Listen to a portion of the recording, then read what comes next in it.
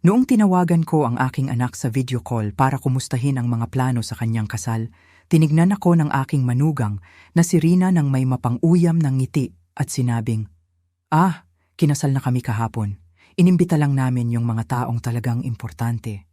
Ang mga salitang iyon ay parang yelong bumagsak sa aking likuran.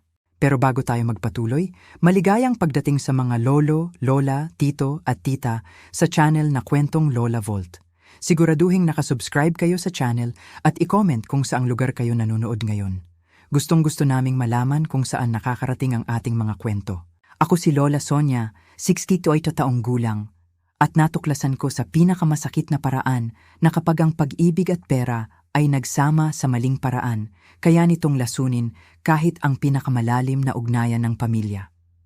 Sa loob ng 35 taon, pinalaki kong mag-isa ang aking anak na si Carlo matapos mawala ang aking asawa sa isang aksidente sa sasakyan noong 8 taong gulang pa lamang ang aming anak. Inipon ko ang bawat sentimo, nagtrabaho ako ng 2 raket, at isinuko ko ang maraming pangarap para lang mabigyan siya ng maayos na edukasyon at magandang simula sa buhay. Si Carlo ay laging sensitibo at matalinong bata. Naaalala ko pa nung 10 taong gulang siya, nakaupo sa mesa sa kusina, seryoso sa kanyang assignment sa math, at nagtatanong kung balang araw daw ba ay makakapag-outing kami sa beach. Ipinangako ko sa kanya na oo, kahit alam kong ang perang iyon ay nakalaan para sa kanyang mga libro sa eskwela. Kahanga-hanga ang kanyang mga grado at noong natanggap siya sa universidad, napaiyak ako sa sobrang pride. Sulit ang lahat ng aking sakripisyo. Nakilala niya si Rina noong 2nd year college. Maganda siya, magaling magsalita at galing sa pamilyang may kaya o yon ang palagi niyang ipinaparamdam. Sa simula pa lang, napansin ko na kung paano kuminang ang kanyang mga mata kapag pinag-uusapan ang mga travel sa ibang bansa at mga branded na damit. Binaliwala ko ang kaba na naramdaman ko. Tutal, masaya naman ang anak ko. Mabilis na umusad ang kanilang relasyon. Hindi nagtagal, nagplano na silang magsama sa isang kondo. At doon na nagsimula ang mga unang emergency. Ang inuupahan nilang kondo ay nangangailangan ng deposit na wala sila. Naglabas ulit ako ng 120,000 mula sa aking ipon. Nang sumunod na buwan, nawalan ng trabaho si Rina at kailangan nila ng tulong sa upa. Hanggang sa makahanap lang siya ng bago, paliwanag ni Carlo. Ganoon nagsimula ang siklo na tumagal ng 4 na taon. Isang pattern ng mga emergency na laging nagtatapos sa paglabas ng pera sa aking account papunta sa kanilang mga bulsa. Sa panahong iyon, napansin ko ang mga banayad na pagbabago sa ugali ng aking anak. Dumalang ang mga pagbisita at laging tumataon kapag may kailangan silang pera. Ang dating araw-araw na tawag ay naging lingguhan, tapos naging kada kinsenas at laging may kasamang hiling. Ma, nasira ang kotse. Ma, kailangan naming palitan ng sofa. Ma, sagad na ang credit card namin. Samantala, nakikita ko sa social media na pinag-aralan kong gamitin para masubaybayan ang buhay ng anak ko. Ang mga larawan nilang kumakain sa mga mamahaling restaurant, bumibili ng bagong damit at nagbabakasyon tuwing weekend. Ang bawat litrato ay parang saksak sa puso ko, pero inuulit-ulit ko sa sarili ko na normal lang yon, na iba ang prioridad ng mga kabataan, na baka nakapromo lang sila o regalo ng mga kaibigan. Ang kapitbahay kong si Tita Cecile, isang byuda ring tulad ko, ang unang nagbabala sa akin.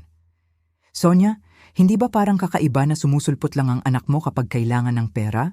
Ipinagtanggol ko si Carlo ng buong tapang. Nagsisimula pa lang siya sa buhay, Cecile.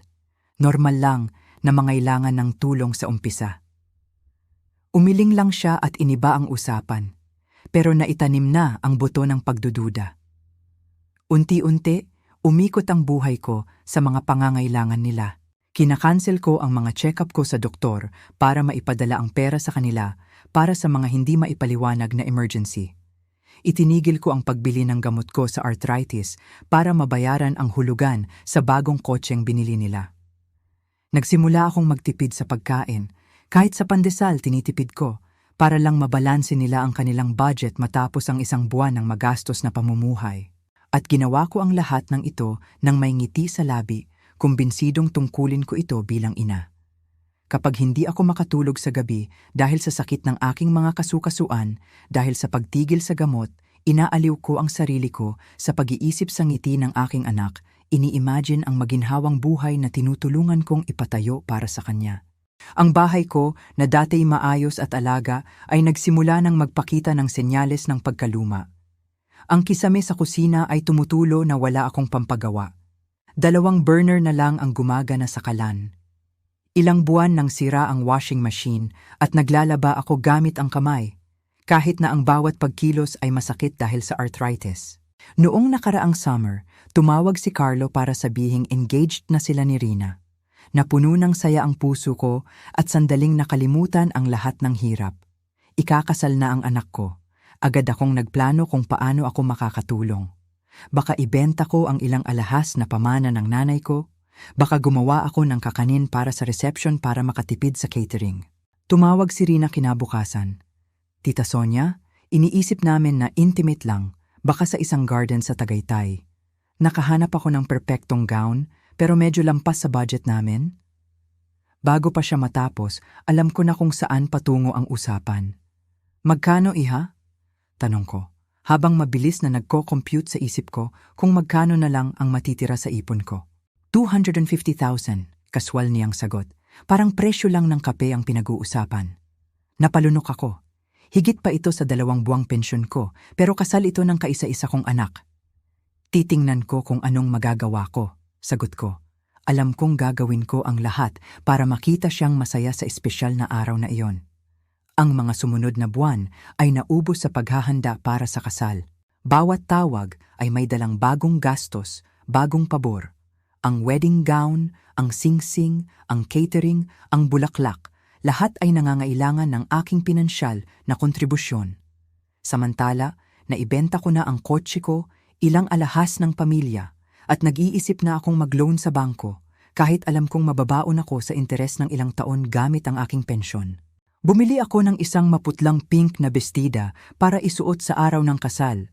Hindi ito mahal.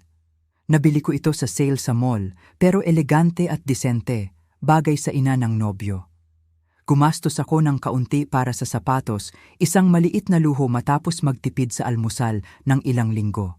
Inimagine ko ang sarili ko sa mga litrato katabi ng aking anak, proud at masaya na napalaki ko siyang mag-isa hanggang sa puntong ito. Hindi dumating ang opisyal na imbitasyon. Nagtaka ako, pero inisip ko na sa dami ng inaasikaso, baka nakalimutan lang nila ang detalyeng iyon. O baka naman, dahil ako ang nanay ng groom, hindi ko na kailangan ng formal na imbitasyon. Tinawagan ko si Carlo 3 linggo bago ang petsang nabanggit nila para kumpirmahin ang mga detalye. Ma, buti tumawag ka, sabi niya. At sandali, narinig ko ang dating Carlo, yung batang tumatakbo sa akin kapag nadadapa sa bike. Kailangan nating pag-usapan ang kasal. Kinilabutan ako. May mali sa tono niya. Siyempre anak, ayos lang ba ang lahat? May kailangan pa ba kayo? May katahimikan sa kabilang linya. Narinig ko ang bulungan. Nandoon si Rina at may sinasabi sa kanya. Tapos, sa boses na parang hindi sa kanya, sinabi ni Carlo, sa totoo lang, balak naming i-postpone muna. Medyo magulo ang mga bagay-bagay, alam mo na. Nakahinga ako ng maluwag, ang postpone ay hindi cancel. Baka na-realize nilang gumagastos sila ng sobra na kailangan nilang maging mas responsable. Sige anak, gawin niyo kung ano ang sa tingin niyo ay tama. Huwag niyo akong alalahanin.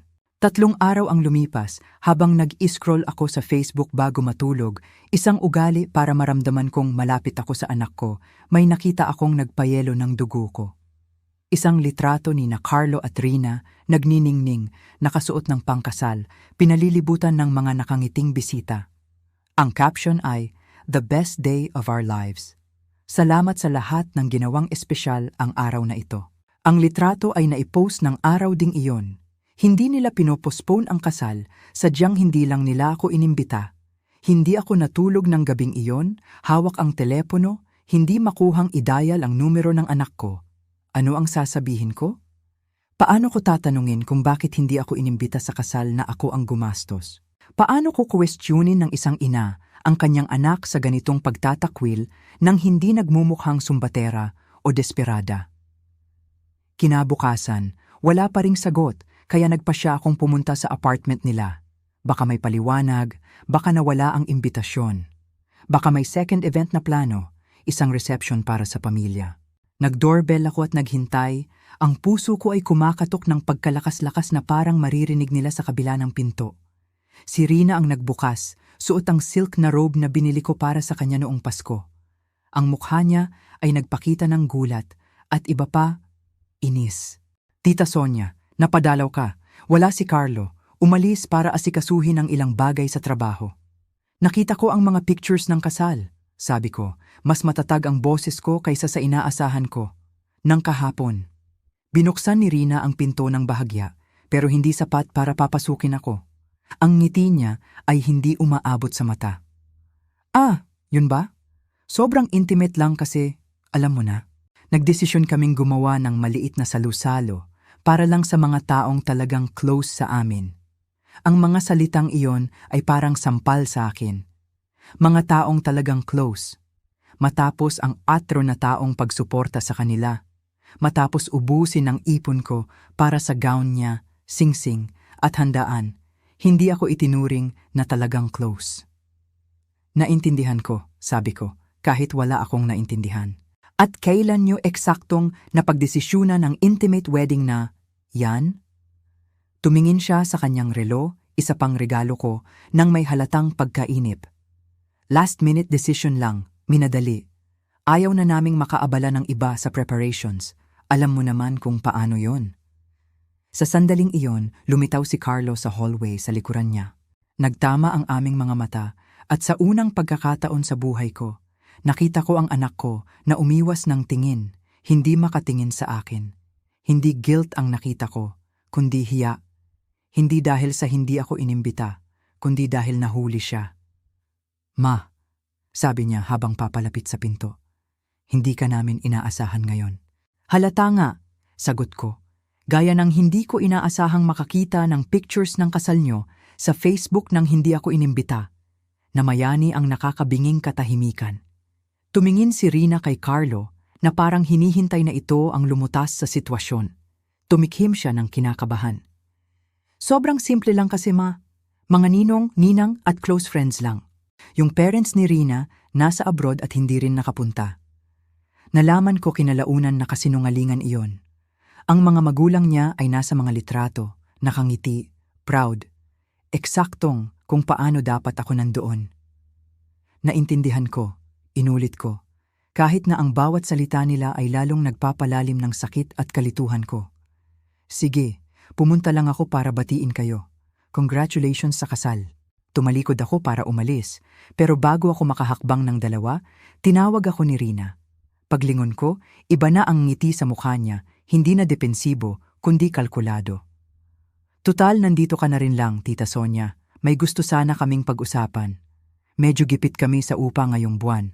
Sa dami ng gastos sa kasal, alam mo na. Pwede mo ba kaming tulungan ulit? Sa sandaling iyon, may nabasag sa loob ko. Isang biglaan at masakit na kalinawan ang sumakop sa isip ko na parang tinanggalan ako ng piring sa mata. Hindi ako isang ina para sa kanila. Isa akong ATM na may damdamin. Ang pag-uwi ko ng araw na iyon ay parang paglalakad sa panaginip. Ang mga kalye ay parang banyaga, ang mukha ng mga tao ay malabo, at ang isip ko ay paikot-ikot. Sa utak ko, binabalikan ko ang bawat sandali ng nakalipas na 4 na taon. Bawat bank transfer, bawat pangako, bawat palusot. Ang pattern ay sobrang linaw na ngayon at nagtataka ako kung paano ako nabulag ng ganun katagal. Umupo ako sa mesa sa kusina, ang parehong mesa, kung saan gumagawa dati ng assignment si Carlo, kung saan ako nagbilang ng barya sa mga gipit na buwan, kung saan ko isinulat ang mga tseke para sa mga emergency, na hindi naman pala talaga emergency. Inilatag ko sa harap ko ang lahat ng bank statements na maingat kong itinago. Ang math ay brutal sa kasimplehan nito. Sa loob ng 4 na taon, nakapag-transfer ako ng mahigit 2,000 kay Carlo at Rina. Pera mula sa retirement ko, ipon sa buong buhay, at insurance na iniwan ng asawa ko para sa aking pagtanda. Para ilagay sa perspektibo, higit pa ito sa kinikita ko sa 3 taon ng pensyon. Gamit ang perang iyon, nakabili sila ng bagong kotse, namueblesa ng kondo, nag-travel, kumain sa mamahaling restaurant, bumili ng branded na gamit at nagpakasal nang hindi ako kasama. Samantala, kinansel ko ang health card ko, ipinagpaliban ang pagpapagawa ng ngipin, binaliwala ang tulo sa kisame, at minsan ay isang beses lang kumakain sa isang araw para makatipid. Naalala ko ang isang gabing napakalamig noong nakaraang tag-ulan nang ma-realize kong wala akong pambili ng gasul. Kakapadala ko lang ng 60,000 kay Carlo dahil kailangan daw ng urgent repair ng kotse niya. Natulog ako ng 3 patong ang damit sa ilalim ng kumot, kinukumbinsi ang sarili na sulit ang sakripisyo na ganun ang ginagawa ng mga ina. Tumunog ang telepono, pinuputol ang pag-iisip ko. Si Carlo. Sa isang saglit, umasa akong tumatawag siya para humingi ng tawad, para ipaliwanag na malaking hindi pagkakaunawaan lang ang lahat. Ma, panimula niya sa boses na formal. Tungkol kanina, bigla ka kasing sumulpot kaya hindi kami nakapagpaliwanag ng maayos. Magpaliwanag ng ano, Carlo? Kung bakit hindi inimbita ang nanay mo sa kasal mo? May pause. Tapos, last minute lang kasi talaga. Intimate. At alam naming hindi mo magugustuhan ang paraan ng kasal. Walang simbahan, walang formalities. Isang kasinungalingan na sobrang halata, nakakainsulto. Ang mga litrato sa Facebook ay nagpapakita ng magarang seremonya na may hindi bababa sa femento bisita, puno ng bulaklak at eleganteng handaan. Hindi iyon biglaan. At tungkol sa pera, patuloy ko, nagugulat sa tatag ng boses ko. Ang perang hiningi nyo para sa kasal na sabi nyo ay ipopostpone para sa gown na $250,000 na tinulungan kong bayaran para sa handaan sa Sing Sing. Ma, alam mo ba kung gaano kamahal ang kasal ngayon? Ginawa namin ang best namin sa limitadong budget. Limitadong budget. Ang mga salita ay umalingaw-ngaw sa isip ko na parang masamang biro. Mas malaki pa ang ginastos nila sa kasal kaysa sa kinikita ko sa isang taon. So, tungkol sa upa, tuloy ni Carlo, parang normal na usapan lang, parang hindi niya kakakumpirma lang na sadya nila akong inalis sa kasal. Kipit talaga kami ngayong buwan. Pangako, last na to. Sa sandaling iyon, may nagbago sa loob ko. Isang init ang kumalat sa dibdib ko. Hindi galit, bagamat marami rin nun, kundi isang pakiramdam na mapagpalaya. Parang ang mga tali na nagbigkis sa akin sa mapanirang siklo ay naputol ng sabay-sabay. Hindi, simpleng sagot ko. Anong hindi? Ang gulat sa boses niya ay halos nakakatawa. Hindi ko na kayo bibigyan ng pera. Hindi ko babayaran ang upa nyo. Hindi ko napupunduhan ang buhay nyo. Ma, hindi ka makatwiran. Kailangan nyong matutong mabuhay sa kinikita nyo, putol ko sa kanya. Kailangan nyong intindihin na ang pera ay hindi tumutubo sa puno o lumalabas na lang basta sa account ng matanda nyong ina. Dahil ba to sa kasal? Nagtatampo ka ba dahil hindi ka namin inimbita? Ang akusasyon ay sobrang hindi makatarungan, kaya napatawa ako. Isang tunog na mapait at garalgal. Hindi, Carlo. Ito ay dahil sa amatro na taong pananamantala. Ito ay dahil ginawa niyo akong bangko habang tinatrato niyo akong ibang tao. Ito ay dahil na-realize ko sa wakas na deserve ko ng higit pa rito. Sinubukan niyang mga tuwiran, sinubukang ipadama sa akin ang guilt, sinubukang kumbinsihin akong nag-overreact ako. Ginamit niya lahat ng taktikang gumana noon, pero may nagbago na. Basag na ang sumpa. Nang ibaba ko ang telepono, nanginginig ang mga kamay ko, hindi sa takot kundi sa adrenaline. Ang pakiramdam na sa wakas ay nakalaya na ako sa bigat na matagal kong dinala. Nang gabing iyon, tinawagan ko ang kaibigan kong si Ellen, isang dating kasamahan sa ospital na nawalan ko ng kontak nang umikot ang mundo ko kina Carlo. Sonia? Ang boses niya ay puno ng gulat. Diyos ko, ang tagal na. May problema ba? At habang umiinom ng tsaa sa kusina kung may tulo ang kisame, ikinuwento ko kay Ellen ang lahat. Sinabi ko ang tungkol sa outro na taong pautang na hindi nabayaran, ang kasal na hindi ako inimbita, at ang pagising ko sa katotohanan nang humingi pa ng pera si Rina nang hindi man lang ako pinapapasok. Tahimik na nakinig si Ellen. Nang matapos ako, bumuntong hininga siya ng malalim. Alam mo kung ano ang pinakamalungkot dito, Sonia? Hindi yung pera, kundi yung katotohanan na pinalampas ng anak mo ang pagkakataong magkaroon ng totoong relasyon sa'yo. Ipinagpalit ka niya sa material na bagay, sa appearances, sa buhay na hindi naman niya kayang bayaran. Sa mga sumunod na araw, hindi tumigil ang telepono ko. Carlo, Rina, mga unknown numbers, malamang mga kaibigan nilang inutusan para kumbinsihin ako. Hinayaan ko silang lahat mapunta sa voicemail. Kailangan ko ng oras para ayusin ang isip ko. Noong Miyerkules, 1 linggo matapos ang insidente, nagpasya akong kumilos. Una, pumunta ako sa bangko. Kilala ako ng manager na si Mr. Cruz. Lola Sonia, buti napadalaw po kayo. Bati niya. Magta-transfer po ba ulit sa anak nyo? Hindi, Mr. Cruz. Sa katunayan, nandito ako para i-cancel ang lahat ng automatic transfers sa account ng anak ko at gusto ko ring malaman kung paano mapoprotektahan ang natitira kong ipon. Nakita ko ang gulat sa mukha niya. Sa loob ng 4 na taon, ako ang inang laging nagpapadala. Ayos lang po ba kayo, Lola Sonia? May problema po ba? Sabihin na lang nating namulat na ako, Mr. Cruz. Sagot ko ng mahinahon. At natututo na akong alagaan ang sarili ko. Sumunod, nagpa-appointment ako sa doktor. Ilang buwan ko nang ipinagpaliban ito. Densitometry, mammogram, blood tests, at check-up para sa arthritis. Napakunot-noo ang doktor nang malamang itinigil ko ang gamot ko dahil sa pera. Lola Sonia, seryoso ito. Nurse po kayo dati. Alam niyong bawal itigil ang gamot. Alam ko po, Doc. Pero minsan gumagawa tayo ng maling desisyon. Akala natin pinoprotektahan natin ang mga mahal natin. Niresetahan niya ako ng bagong gamot. Sa unang pagkakataon, naging prioridad ko ang kalusugan ko. Nang gabing iyon, dumalaw si Ellen, may dalang pagkain at alak. Kumusta pakiramdam mo? Tanong niya. Kakaiba, amin ko. Guilty, magaan, malungkot, malaya, sabay-sabay. Normal lang yan. Nagluluksa ka sa relasyong akala mo meron ka, pero wala naman pala. Habang nag-uusap kami, bandang 10:00 ng gabi, may nag-doorbell. Nagkatinginan kami ni Ellen. Sa silipian ng pinto, nakita ko si Rina, mag-isa, mukhang kawawa. Tita Sonia, sabi niya pagkabukas ko, nanginginig ang boses. Sorry kung late na, pero importante to. Tungkol sa upa. Desperado na kami. Palalayasin na kami ng may-ari. Kung hindi kami makabayad bago mag-Biyernes. Nag-overtime si Carlo pero kulang pa rin. Walang banggit sa kasal, walang sorry sa hindi pag-imbita. Isa na namang hiling ng pera na nakabihis bilang emergency. Magkano? Tanong ko. 150,000, sagot niya. Pangako, last na to. Mahirap lang talaga ang buhay. Tiningnan ko siya. Talagang tiningnan. Nakabagong coat siya, may tag pa ng mamahaling brand. Bagong salon ng buhok, bagong manicure.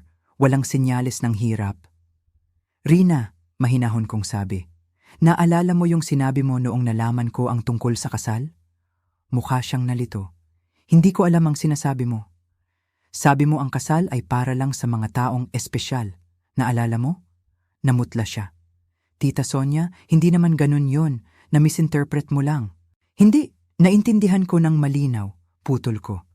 At ngayon, tumutulong na lang din ako sa mga taong espesyal.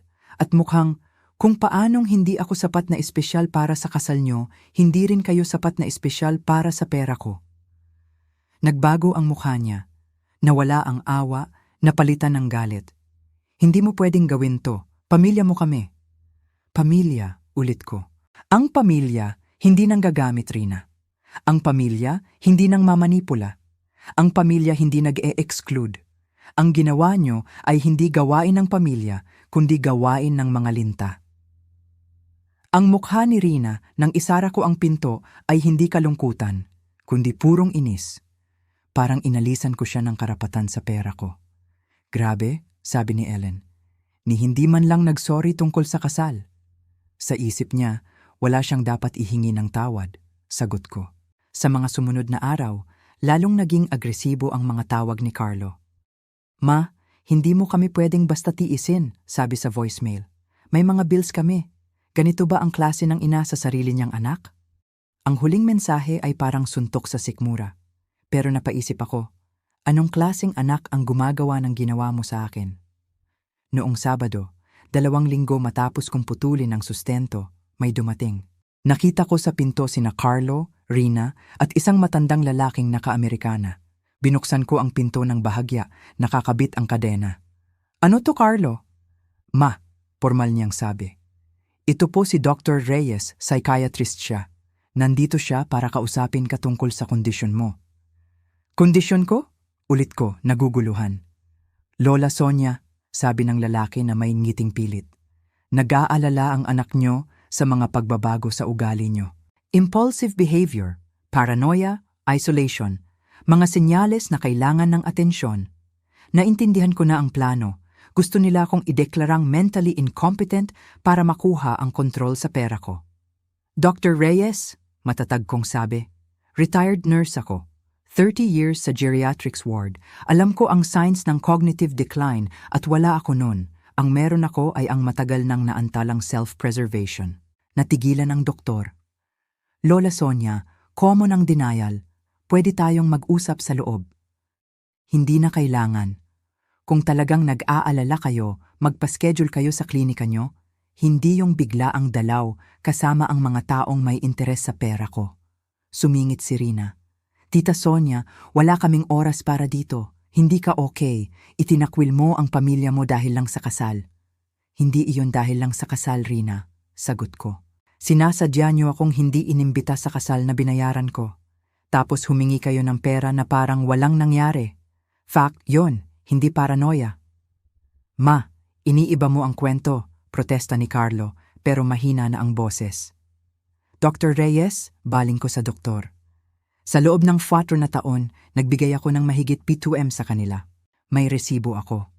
Tiniis ko ang gutom at sakit. Nang malaman kong niloko nila ako sa kasal, tumigil ako.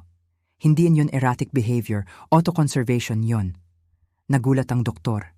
Halatang iba ang kwentong narinig niya. "I suggest, Doctor, kilalanin niyo muna ang pasyente bago kayo sumama sa mga ganitong pakana." Isasara ko na sana ang pinto, pero hinarang ni Carlo ang paa niya. "Ma, hindi pwedeng ganito. May mga bayarin kami." "E di harapin niyo bilang mga adults," sagot ko sabay tulak ng pinto. Gaya ng pagharap ko noong namatay ang tatay mo at pinalaki kitang mag-isa. "Pagsisisihan mo to," sigaw ni Rina. "May karapatan kami. Ang responsibilidad ko bilang ina ay palakihin ang anak hanggang 18 years old." Sigaw ko pabalik sa likod ng nakasarang pinto. Mission accomplished na ako. Sobra na ang naging generosity ko na akala nyo ay obligasyon. Napaupo ako sa sahig. Hindi ako umiyak. Ubos na ang luha ko. Ang naramdaman ko ay lungkot at ginhawa. Lungkot sa tuluyang pagkawala ng anak na akala ko ay kilala ko, at ginhawa dahil nakita ko na ang totoo. Handa silang ipamental ako para sa pera. Noong sumunod na Lunes, kumonsulta ako kay Atty. Mendoza, na eksperto sa karapatan ng senior citizens. Ipinaliwanag niya na biktima ako ng financial abuse. Inihanda namin ang restraining order. Ang pangalawang desisyon ko ay ang pinakamahirap pero pinakamalaya. Ibebenta ko ang bahay. Masyado na itong malaki, sira-sira at puno ng multo ng nakaraan. Nakahanap ako ng maliit na apartment malapit sa parke. Kasya ang pera mula sa benta ng bahay para bilhin ito ng cash at may matitira pang emergency fund. Nang malagyan ng for sale ang bahay, dumating si Carlo, galit na galit. "Ma, hindi mo pwedeng ibenta to. Dito ako lumaki, pamana to ni Papa." "Magandang umaga rin sa'yo, Carlo," sagot ko. "At oo, pwede kong ibenta dahil akin to." "Pero sa akin to mapupunta balang araw," sigaw niya. Doon lumabas ang totoo. Inaabangan niya ang mana. "Kailangan ng repairs na hindi ko afford," paliwanag ko. "Masyadong malaki para sa akin." "Eh di, dito na lang kami tumira," suhestyon niya. "Aalagaan namin ang bahay." "At saan ako titira?" Nag-alinlangan siya. "Pwede ka sa kwarto sa likod o mangupahan ka sa maliit na lugar gamit ang matitipid mo." Nasuka ako. Gusto ng anak ko na tumira ako sa kwarto ng katulong o mangupahan para makalibre sila ng bahay. Nabenta na ang bahay, Carlo. Umalis siyang nagwawala. Sinipa pa ang gate. Mabilis na ibenta ang bahay sa isang batang mag-asawa. Sa araw ng lipat, tinulungan ako ni na Ellen. Sa kwarto ni Carlo, nakita ko ang luma niyang teddy bear. Hawak ko ito sandali, inaalala ang batang Carlo na malambing. Saan na siya napunta? Inilagay ko ang bear sa donation box. Oras na para mag-move on. Ang bago kong apartment ay maliit pero maaliwalas. Dilawang pader, may balkonahe. Sa mga unang gabi, umiyak ako, nagluluksa sa relasyon namin ng anak ko. Pero unti-unti, nakabuo ako ng bagong routine. Nagtai chi sa parke, sumali sa book club, at nagpinta. 6 na buwan ang lumipas, masigla na ako. Nawala ang sakit ng katawan ko dahil sa tamang gamot at kawalan ng stress. Sabi ng doktor, bumata ako ng 10 taon. Nag-travel kami ni Ellen. Natuklasan ko ang galing ko sa watercolor painting. Sinubukan akong kontakin ni Carlo. Laging nagsisimula sa kumusta tapos hihingi ng pera. Laging hindi ang sagot ko hanggang sa tumigil na sila. Nabalitaan kong lumipat sila sa maliit na apartment at nagtrabaho si Rina bilang receptionist. Natuto silang mamuhay ng naaayon sa kakayahan nila. 1 linggo ng umaga, nag-intercom ang guard. Lola Sonia, nandito po ang anak nyo. Pinapasok ko siya. Payat si Carlo, may eye bags, pero may ibang aura. Ma, bati niya. Pinagtimpla ko siya ng kape. Nakita niya ang painting ko. Ikaw gumawa nito? Ang galing mo pala, ma. Ngayon ko lang nadiskubre, sagot ko. Ma, nandito ako para mag-sorry, sabi niya ng seryoso. Sa kasal, sa pagsisinungaling, sa lahat, nanatili akong tahimik. Mahirap ang mga nakaraang buwan. Kinailangan naming magtipid. Galit si Rina, pero kailangan namin to. Narealize ko kung gaano kalaki ang nakuha namin sa'yo at ni hindi man lang ako nagpasalamat. Naantig ako, pero maingat pa rin. Anong nagbago, Carlo? Buntis si Rina. Pag-amin niya. Magiging tatay na ako. At napaisip ako, ayokong palakihin ang anak ko na tingin sa akin ay bangko lang. Gusto kong respetuhin niya ako. At para mangyari yon, kailangan kong maging karespe-respeto simula sa'yo. Wala akong hinihinging pera, dagdag niya. Gusto ko lang subukang ayusin ang relasyon natin, kung papayag ka. Tumingin ako sa kanya. Nakita ko ang sinseridad, isang pagkakataon. Matatagalan yan, sagot ko. Pero sige, subukan natin. Pero may limitasyon. Walang pera, respeto lang. Ngayon, sa edad na 69, nakatingin ako sa aking apo na si Bea. Kamukha ko raw, sabi ni Carlo. May tapang sa mata. Nangako ako na magiging lola ako, hindi ATM. Tinanong ako ni Ellen kung nagsisi ako. Hindi, sagot ko. Ang pagputol sa sustento ang pinakamagandang ginawa ko para sa kanila. Natuto silang tumayo sa sariling paa. Natutunan ko na ang tunay na pagmamahal ay hindi nangangahulugan ng pag-ubos sa sarili. Hindi kabutihan ang magbigay ng walang hangganan kung ito ay nagiging daan sa pang-aabuso. Huli man, natutunan kong ang pinakaimportanting taong dapat kong mahalin at alagaan ay ang aking sarili. Kaya sa mga lola at nanay na nakakaranas ng ganito, huwag kayong matakot na humindi. Hindi pa huli ang lahat para magsimula muli. Kung nagustuhan nyo ang kwentong ito, i-click ang susunod na video sa screen dahil may kwento roon ng kataksilan at twist na siguradong hindi nyo pa napanood.